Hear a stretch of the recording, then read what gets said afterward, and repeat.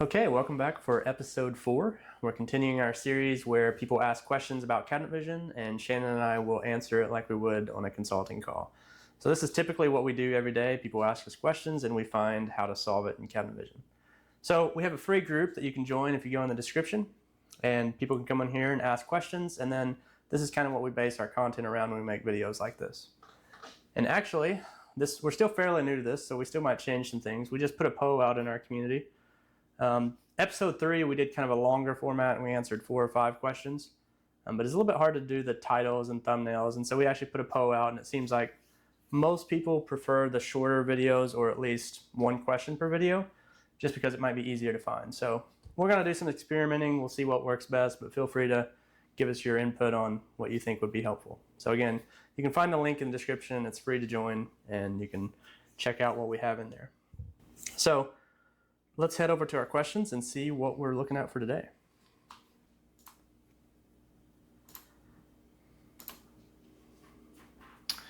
Okay, so Tony said he would love to have a sidebar attribute to move the center hinges up and down.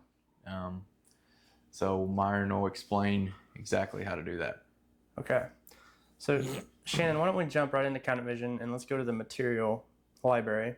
And I want to explain one thing before we even start answering this question. So if we go to our material library and find our hinge, cabinet vision does a pretty good job of like placing hinges, and not just the top and the bottom hinge, but like if you put your spacing in, it will put the third, the fourth, or however many hinges it needs. So if you go to the hinge column in the material library here, you can see there is a maximum spacing. First of all, there's obviously the door end to center of hinge, which right now is 3 inches for us, but there's also this maximum spacing. And so what that's saying is every time there's a gap of more than 30 inches, it would add another hinge. So if you had like a 60-inch tall door, it might just have 2, but as soon as it got more than 30 inches between, it would add the third, and it would keep adding more hinges as it found those spacings. So be aware of those settings, because that's how you're going to control like when it adds those additional hinges. And there is ways to control that with the UCS as well, but we're not going to get into that. So let's go into our job that you had created there and pull a tall cabinet out.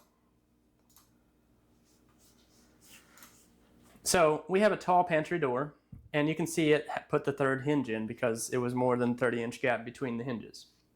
And so what Tony was asking for is, what if he wants to move that hinge? And I don't know what the reasoning for that is, maybe weight distribution, but he just wants to be able to move the hinge. And so we're going to tackle that question in this video, and we're going to start out simple, and we're going to show you some kind of ways that I wouldn't recommend doing it. And the videos, I will warn you in advance, it'll get pretty deep and very advanced, but I think this is still a good question to do because first of all, we're going to learn about loops, which is an incredibly powerful part of UCSs. And second of all, again, part of these videos is even if you don't understand everything you're seeing, you're learning as you're watching and seeing that, oh, wait, what could we also do that for this situation? So bear with us. We'll try to keep it as simple as possible. That's one thing I like in my teaching style, to always try to make complicated things simple, but this video will get a little bit in the weeds. So we're going to start by putting an attribute on the door so that we can turn it on and off, like to be able to control the hinge, and then we'll give him a place to where to put that third hinge. So let's start by going to UCSs.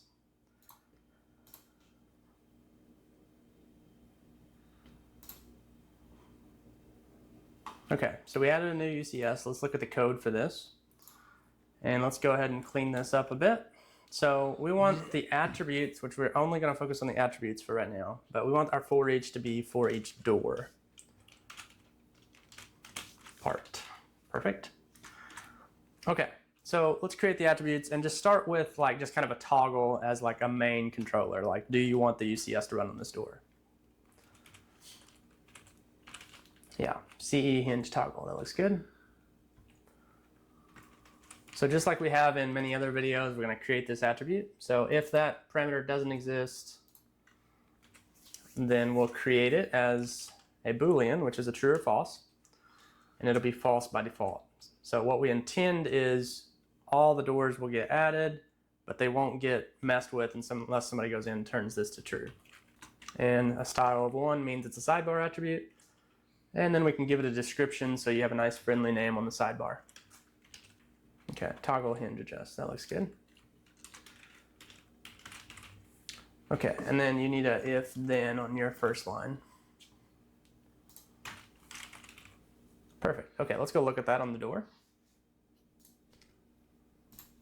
Okay, so if we go into the cabinet and from either the face plan or end view, we can click on the door and we should see a new attribute on the side, which is toggle hinge adjust, and it's false by default, which is exactly what we intended.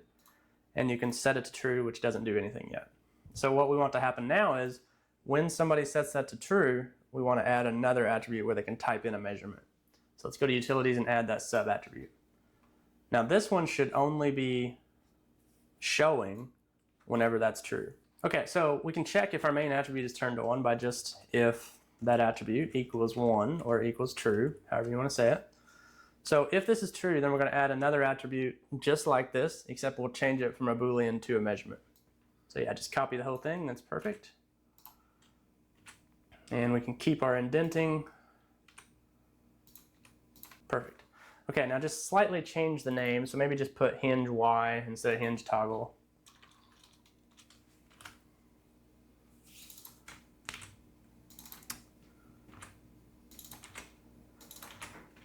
Okay, and then we'll change the description. Okay, now that we have a new parameter name, we can change it from a Boolean to a measure, and we could default it to 0, but actually what I would like to do is, since this is going to be like a third hinge or like a middle hinge, let's go ahead and default it to like half of the door's height. So we're already on the door, so we can just say dy to get the door's height, and then divide it by 2. Perfect. Okay, and then let's close out our end if, or actually let's go ahead and do this all at the same time. Let's say if the main attribute is true, we add the sub attribute else, and then new line, if this main attribute is no longer true, let's delete that hinge Y. Okay, so after we have our else, basically what we're saying is if the main attribute is true, we're going to go ahead and add this sub attribute. Otherwise, or else, we'll delete that sub attribute. We don't want to delete the main one, just the sub attribute. And then we can close that out with an end if. Perfect, that looks good. Okay, so let's go see how this works. Now we should see an attribute that shows up when it's true and it disappears when it's false. Okay, and it shows up 32.5, which is half of our door's height. That's perfect. Okay, so now we have our attributes, but now we have to be able to actually move the hinges. And if we go to the object tree, and let's just open up door so we can see the hinge inside. We have to move 2 pieces. We don't just move 1 unit. So the hinge itself will need to be moved, and then scroll down a little bit. The hinge plate is a separate kind of assembly, so it'll have to be moved separately as well. So let's start with the hinge, which is HNG, and let's go ahead and go into the UCS. Okay, we're going to add another line to our for each, so we can just put a pipe and we'll put HNG. And now, because we're adding 2 part names, now we need to make sure that, we don't want these attributes to add to the hinge, so let's enclose all of this in a if statement that says if name equals door.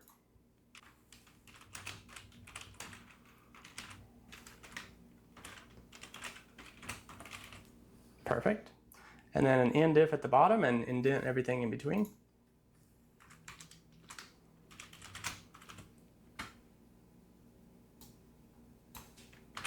Okay, cool. So now that code we wrote for the attributes is only running on door, and now we can, below this, we can say if name equals hinge, and we can have kind of a separate area to work on the hinge.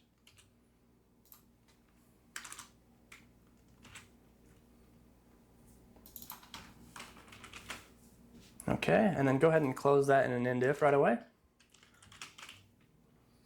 And then really all we want to do is, if this main attribute is true, we want to set the Y position to our sub attribute. And we also don't really want to work on the top and bottom hinge, but I'm not going to worry about that for right now. Let's just move all the hinges for now. So let's put an if statement that says the same thing here, if that CE toggle parameter or our main attribute is true.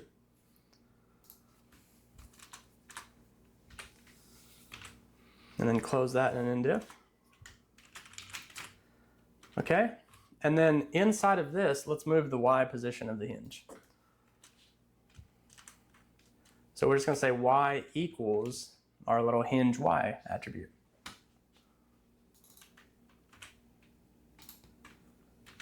Okay, now like I said, it's going to move all three hinges, but that's okay for right now. Let's go look at this.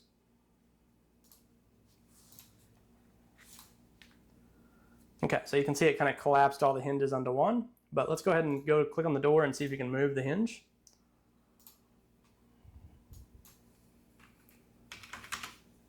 Perfect. So the hinge moved, but if you'd go to the end view, you could see that the hinge plates are still where they are. And then also, click on hinge, you can see how there's three right behind each other. And that's because we didn't really separate. Now, I don't think I'm going to take the time to even show. Basically, how I would handle this is if I didn't want to move the top and bottom one, I would say if the Y position is greater than whatever that door edge offset is, which in our case was 3. So I might say if the Y position is greater than 5, and if it's less than 5 inches from the top of the door, then that's the only way I'd run. But I think what I'm going to do instead, I wanted to start the UCS this way so that we could see it, but this is going to be a problem because it's like right now it's just the top and bottom ones that are overlapping, but what happens if you'd have 4 hinges or 5 hinges or 6 hinges? Like, it would be very hard. Basically, the attribute we added is really not set up for what we need to be able to control, because yes, it would work if there's 3 hinges, because then it would just move the middle one, but it doesn't really work if there's more than 3 hinges. And so I wanted to show this part to kind of show the limitations of that, and we're going to switch over to more of a loop and more of what I would call a dynamic UCS. So what's going to happen is when he enables that sidebar attribute, it'll add an attribute for every single hinge. So in this case, we would see 3 new attributes. So I'm not going to work all the way through this. We're going to switch over to more of the loop style. And here's where it's about to get complicated, but at the same time, very interesting. So we'll come back to moving the hinge plates. You saw the hinge plates didn't move with the hinge. All we have to do is get control of those separately. But I'm going to switch straight over to the door part. So let's go back into the UCS. And rather than just adding one hinge Y adjust, what we need to do is we need to create a hinge 1 adjust, a hinge 2, a hinge 3, because we have 3 hinges. But not only that, if somebody would want to add 6 hinges, we need an attribute for all of those. And the beauty of a loop is you don't have to just copy this 6 times or 10 times or however many times you want it. We can use a loop to create those for us. So let's just go ahead and move all of this down. And actually, let's take the main attribute out as well. Let's go up above on line 10. Just move all that down for now. Okay, so the first part we need in a loop is we need a counter. So I like to give it a somewhat recognizable name, so maybe just CE hinge counter or something. Okay, and then we need to make sure we call it an integer, because we don't want it getting confused with decimal places or thinking it's a measurement. So we make sure it knows it's an integer, and then we do a compute now, which is a colon and then an equal sign, and we set it to 1. So I'm gonna try to walk you through loops, and like I said, loops are very advanced, but I want you to get at least a good understanding of how a loop can be used. Okay, so we don't need an if statement here. We're just setting the counter to 1. Okay, now let's go back to the object tree, and I want to copy a path on the hinge.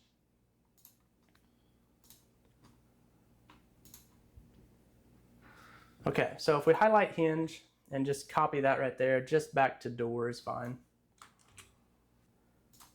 Now the second part of a loop is you have to give it permission on how many times it runs. So this is called a while do loop. So go ahead and say, it's kind of like an if then statement, but it's specific to loops. So we're going to say while we can find a hinge, we'll run this loop. So go ahead and paste in the path. And we don't need door open, and instead of door, I'm going to say this. So erase evens, erase door there. So we'll say this dot hinge, and then instead of at 3, because it might be at 1, it might be at 2, or at 3, we'll use our hinge counter inside of curly brackets. So while this hinge at 1.PID is greater than 0. And then do. Okay, so again, kind of like an if then, we'll say while do, and then create a few spaces, and then to end it, instead of saying end if, you say end while. Okay, and then every loop has to have a way to increase the counter. So go ahead and add a few lines there above the end while and increase your counter by 1.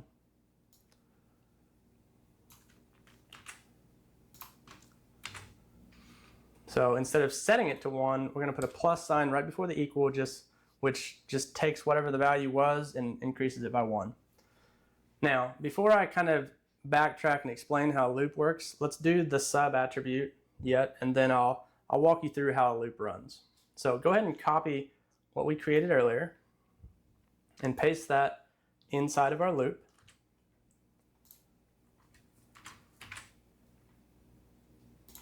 And you can indent everything inside of a while do loop just like you would an end if. And you can actually indent that as well. Okay, so what we want to do is we want to be able to create, like I said, we need to be able to adjust hinge 1, hinge 2, hinge 3, however many hinges it finds, it needs an attribute for each one. And you can't create attributes with the same name. So even if the loop ran 3 times, if we didn't name it different, it wouldn't create anymore. So let's use that little loop counter, the hinge counter, and add that to our attribute name. So we'll do CE hinge Y and then just put the hinge counter at the end.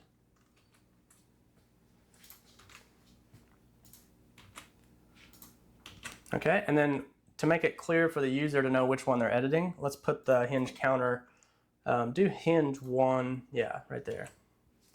Okay, cool. Now I'm going to take a second to explain how the loops run, because this is very important, because this is one of the harder things to visualize. So with a typical UCS, you have your for each line where you say what parts are running on this, and that makes sense. But then a typical UCS just runs top to bottom, right? It just works its way down the list. But when it finds a while do, it runs through. And since we set the counter to 1, the first time it runs through, the value is 1. And if you can visualize that, this will help. And rather than just continuing off down here, it doesn't do that. Before it goes down to this next section, it loops back around, finds another one, and increases the counter. Now the value is 2. Then it runs through and it would create hinge Y or hinge 2. It runs through to the end of the loop. Does it find another hinge? Which, yes, we have 3 hinges. So it would loop through again. The increased counter runs. Now the value is 3, and it's able to run through again, and it's able to create that. And so that's how, like I said, if you can visualize that counter switching before it ever gets down here, that's a valuable thing to help visualize loops, because a lot of people get confused because they're like, how can it possibly create, a different name in the attribute or a different name in the description, each time it runs. But now, once it stops finding hinges, then it finally has permission to continue running the UCS. So hopefully that helps you kind of see, because when we close out of this, you'll see how we're going to have an attribute called hinge 1, hinge 2, and hinge 3, which let's go ahead and go look at that. And let's go ahead and reset our door because we don't want the old attributes there anymore.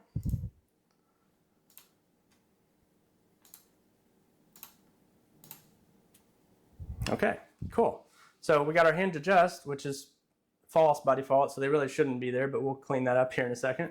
Now, notice it created them all at dy divided by 2, which is half the height of the door. So we have a couple things to fix. So first of all, we only want these to add when it's true. Right now we just have them adding all the time. So that's the first thing we got to do.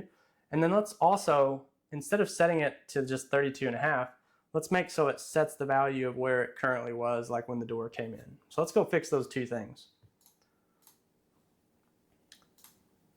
So inside of our loop, right beside line 14, let's say if the main hinge toggle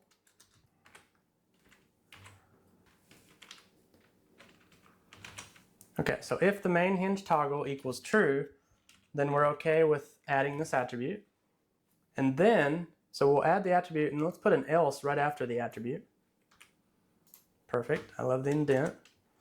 So then we can say if it's no longer true, else we'll delete it. So delete and then copy this attribute name. And as long as we do this inside the loop, it will go through and delete each of the instances that it had created. We do need the counter as well, so you have to select it with your mouse.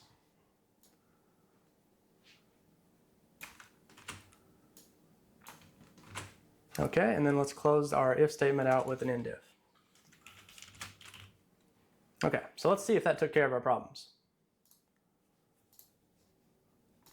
So let's click on the door.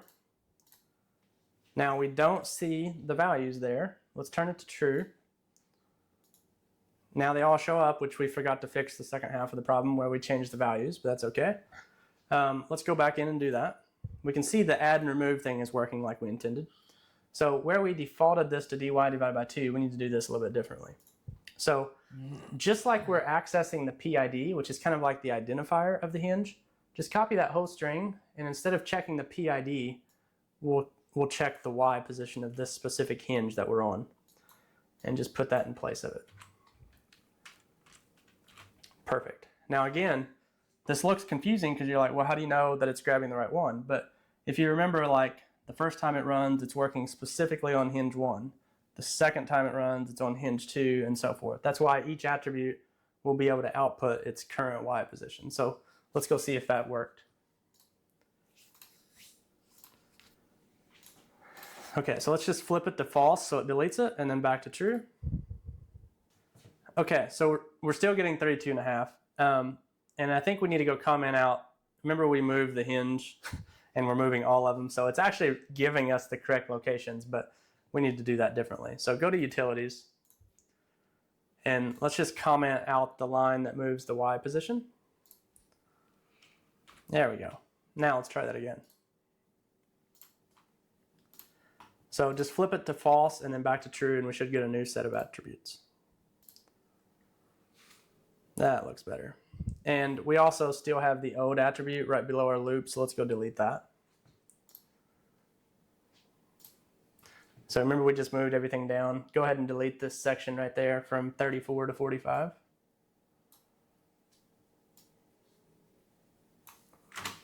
Perfect. Okay, now let's get a brand new door so we can see how this is working.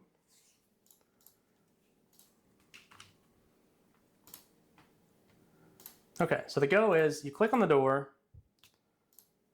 and it found there's 3 hinges and it gives you the position of each hinge. Now, this doesn't actually work yet. You know, if you change the values, we didn't tell the hinge to follow, but I wanted to start the video by doing kind of the simple way, like where there was just one attribute, but I hope this shows how this is more flexible, because go ahead and add a 4th hinge.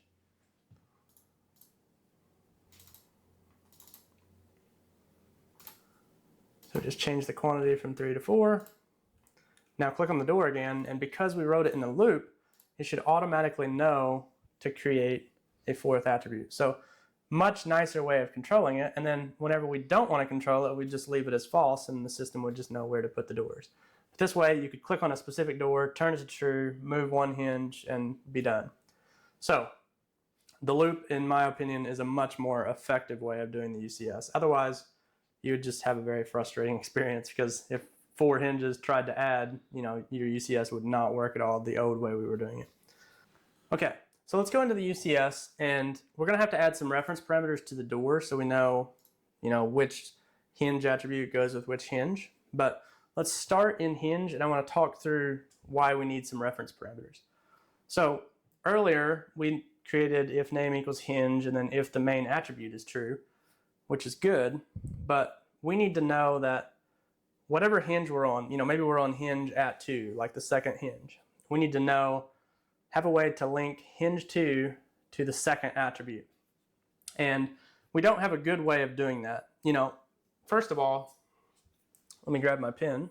You know, one thing we could do is, you know, we could say if attribute 1, you know, if 1, then do all this, and then if 2, then do all of this, if 3, but we'd have to literally write out all these static if statements.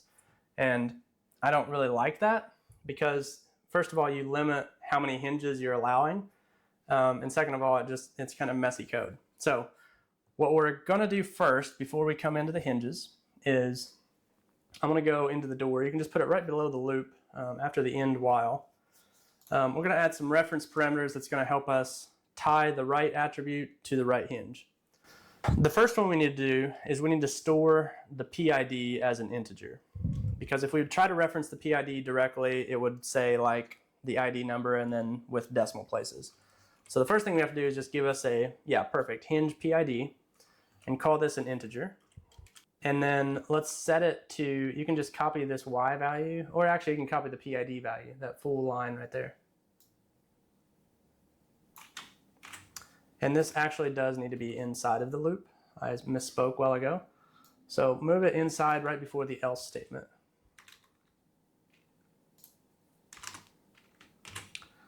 Okay, so while we're on hinge 1, it'll go ahead and create the attribute. But what we're going to do is store some parameters that we can reference so that it knows a little bit more about hinge 1. So now that we have the ID, let's create another reference parameter. And like I drew out here with the pin earlier, I don't want to have to check if attribute 1, if attribute 2, if attribute 3. So what I want to do is I want to create an attribute name. Just like we use the counter to do it, I'm going to literally include the PID in the attribute name, and it'll make it easy to look up. And I know this is going to be a little bit hard to follow, but you're going to see the end result and how we can, minimal code, but very smooth working system. So let's call this hinge reference PID. And this will be an integer as well. And then just like we did with the attribute, let's put inside of curly brackets this hinge PID we created earlier. Not the counter, the actual hinge PID. And put it right at the end of our attribute name. Okay, and then set it to the value of hinge PID. Just that name there is fine. Okay, that's going to give me an easy way to reference. I'm going to show you what this is actually doing in the object tree because I know the curly brackets are kind of confusing. But before we do that, let's also store what the Y position is. So create a new line and call this hinge reference Y. And then put that little curly bracket hinge PID at the end.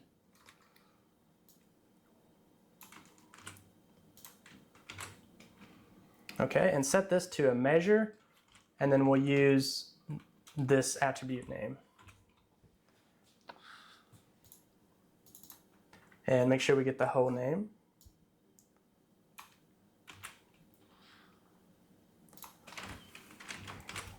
Okay, and then let's put compute nows on all of these because we're going to reference these later, so we want to make sure they're storing the right value all the time.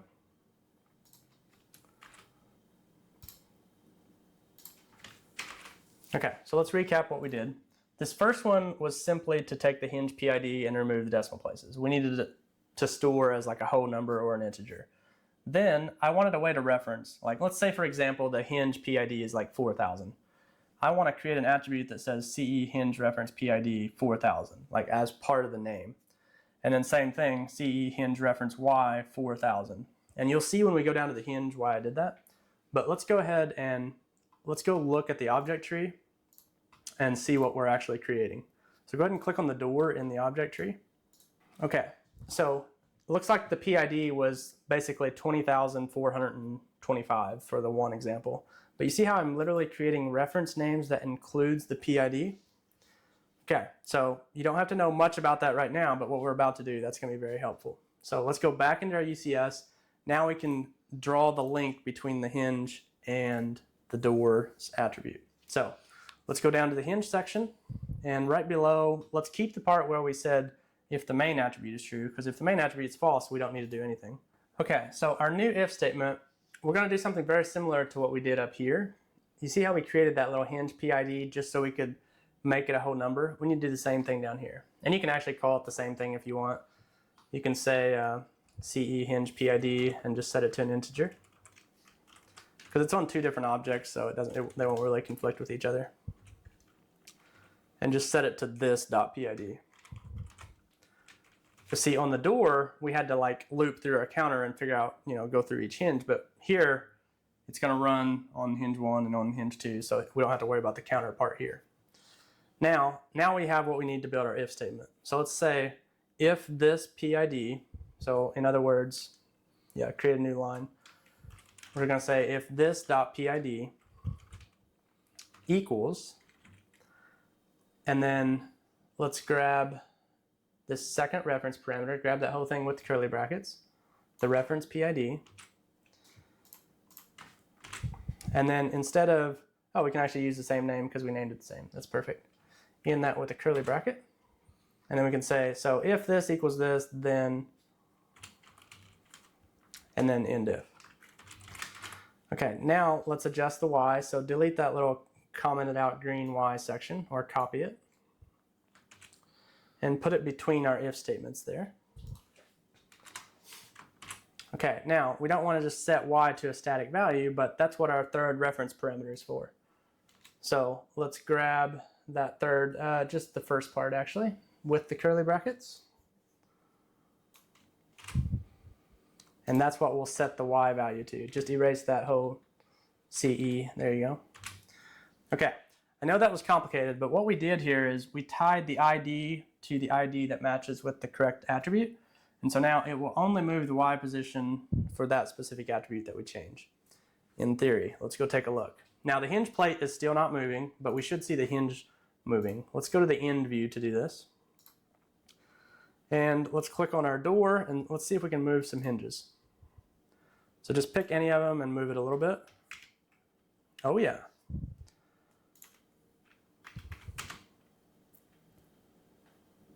That seems to be working. And go ahead and click on them to make sure they're not piling up. Make sure it's just one hinge. Look at the actual, yeah, perfect. So that looks really nice. Go back to the door and look at those attributes again. So he's already moved a couple. Turn it to false. Now it resets to how the cabinet vision thinks the door should be built, and then put it back to true. And then just change the 3 to like 10 there on the bottom. And let's watch this one jump up. Yeah, so you can see how easily it would be to just go in and move these hinges wherever you wanted. Okay, now we do want the hinge plate to follow. That's kind of important. And this one will be done differently. And if you can believe it, it's actually more complicated than how we did the hinge part. Let's go to the object tree. And there's kind of a weird little link between hinge plate and hinge.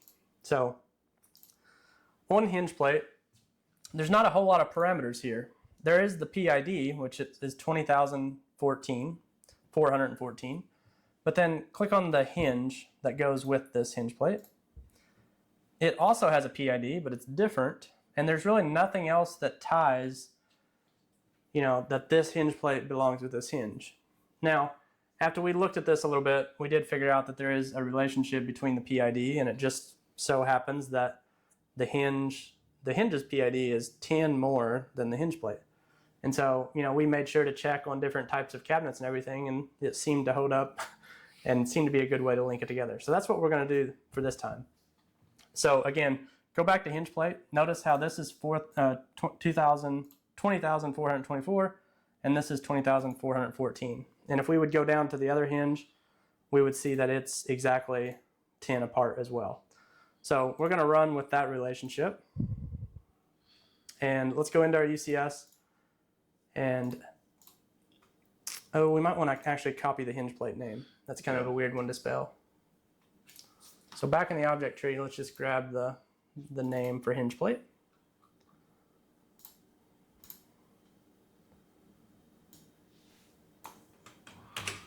Okay, so we're going to add hinge plate to our for each section, and then we'll kind of create a third section at the very bottom. And actually, let's go ahead and put some dividers in here. So the first section was all about doors, and then it ends if on line 40. Just put a nice green line across there. Oh yeah. So all of that above is for doors. Then we did our hinge stuff. And now put a line below that. Okay, so after we clean that up, now let's put a new green line at the very bottom. Okay, Now, let's go up to the for each line. Did we put our hinge plate name in there? Yes. Okay, perfect. So we have it in there. Now let's add another section kind of like we did for hinge. And actually, why don't you go ahead and just copy this whole section, because this will be kind of similar. We're just going to edit the if statement a little bit.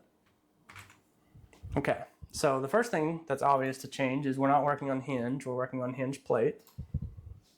And then this still applies, if the main attribute is true. That's really the only way we want to run on it.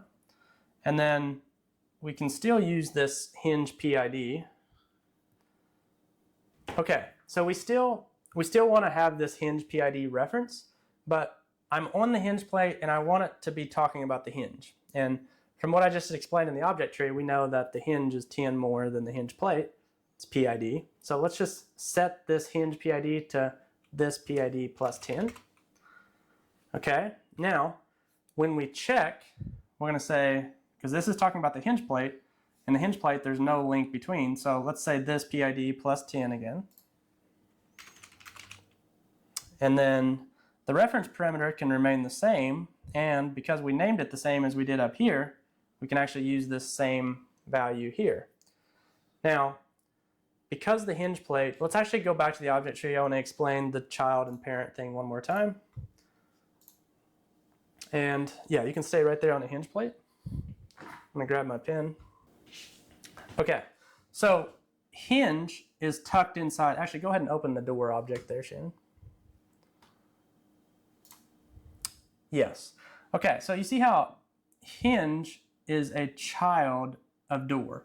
So on what we did earlier, we didn't have to specify the path of those reference parameters. We could just give it the exact attribute name. And as long as it's a parent, and it can even be a grandparent, as long as it's either a parent or a grandparent, you don't even have to tell it where to look. Like it just knows to look at its parents, and if it finds it, it's good. However, get rid of this. Now we have a little bit different situation. Go ahead and minimize the door object. For whatever reason, the hinge plates are on the same level as the door. So think of it as like siblings. They're not children, parents, or grandparents.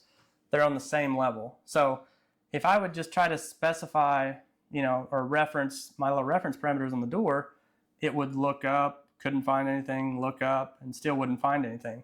And so we have to give it a path.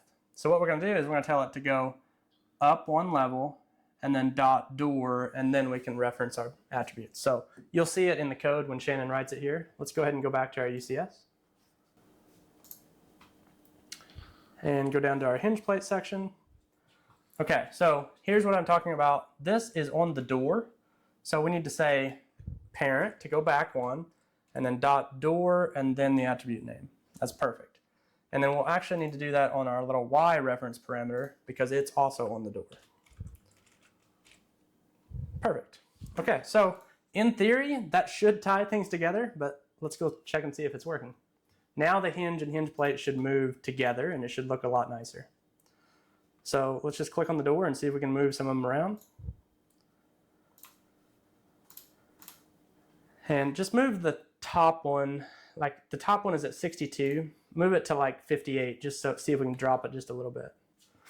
Okay, so our hinge plate is still not linked somewhere. So I'd say it's a path issue somewhere. Let's go ahead and go into UCS's, and I know it's somewhere in the hinge plate section. So we did the path on these, which is parent.door, and then here, same thing, parent.door, because both of these existed at the door level.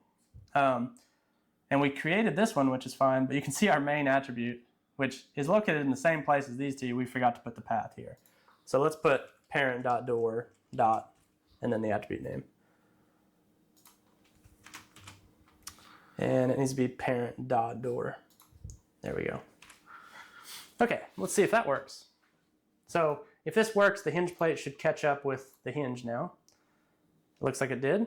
Let's click on the door and see if you can move one of those others. Oh yeah. Now this is very cool.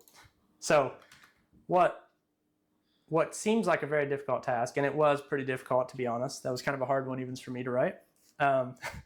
But we got it working, and it works really well because now the user has total control. If he wants to leave everything equally spaced, he doesn't change anything, but Okay, yeah, this is a good idea. I like where you're headed. Now we can put 15 hinges on a door, and you can't break the UCS.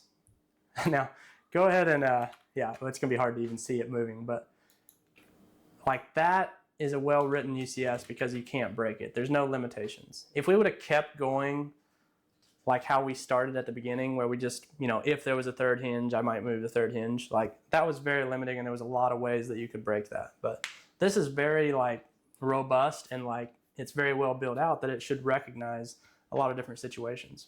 Now, one thing that I just thought about as well, we're using the word hinge, like HNG, and there's actually several different types of hinges and hinge plates. Because like if you go in a corner cabinet, there's one called hinge 90, hinge 45, and same thing for hinge plate. So technically our UCS is not finished yet. And go into the UCS, and I want to show what that affects. I'm not going to show it in this video. I am going to post this UCS in our community though, because this one's kind of hard to work through yourself. So I want to post it here so you can see the code and see it working. But the one thing I will have to adjust yet, which I'm not going to do on this video, you see where I mentioned like this dot hinge? If I was on a corner 90 cabinet, it should say this dot hinge 90. So what I would do is at the top somewhere, I'd create a little, if it's a standard cabinet, call it hinge. If it's a corner 90, call it hinge 90. And then I would use that variable here. But other than that, this is a very well built out UCS, and I think a lot of people could get some use out of this. So hopefully that didn't melt your brain too bad. Hopefully it showed you a positive side that like, wow, there's a lot of different ways to solve things, and not only are we solving a question, but like going even beyond what's asked, and it will work in any situation. So that's what I love about cabinet vision is like, yes, this can be a little complicated to dive into, but like anything's possible. And so that's kind of our mission with what we're doing at Cabinet Explorer is, yes, we're doing one-on-one training where we just help people do things, but a big part of our business is about teaching and helping other people to be able to do more, because a shop that's not using cabinet vision is not near getting the full value, and they're wasting a lot of time more than likely. So we like to do our part to kind of help bring everybody up to speed and show what's possible in cabinet vision. So that, I think, concludes this video. You can now move all of your hinges on your doors if you want to. And yeah, like I said, go to the description, find the link to join our group, and ask your own questions, and we will maybe get to it in one of the next videos. So thank you guys for watching, and we'll see you next time.